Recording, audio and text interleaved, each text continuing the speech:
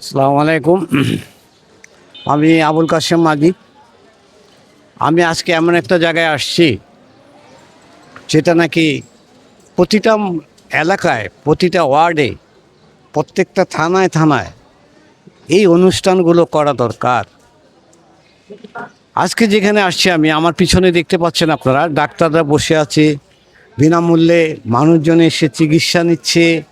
মহিলা ডাক্তার ভিতরে বসা আছে, সেখানের মহিলারা এসে তাদের ট্রিটমেন্ট নিচ্ছে, ওষুধ ফ্রি।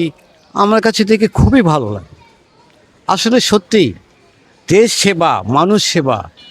এই জন্য বলা হয়, মানুষ যেজন বুঝবে সেজন মানবতা।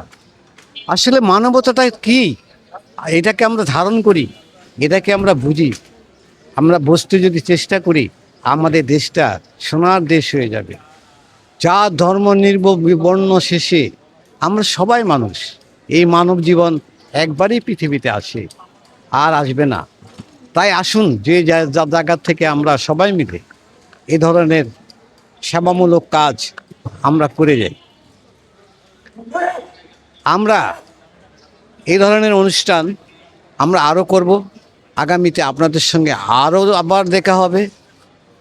এই বলে আমার আজকের কথা শেষ করছি। মানুষ যদি মানুষের পাশে না দাঁড়ায়, তা দাঁড়াবে কে বলুন তো? কেউ নেই, অন্য কেউ নেই। তাই মানুষ হিসাবে মানুষকে মূল্যায়ন করি। এই বলে ধন্যবাদ সবাইকে।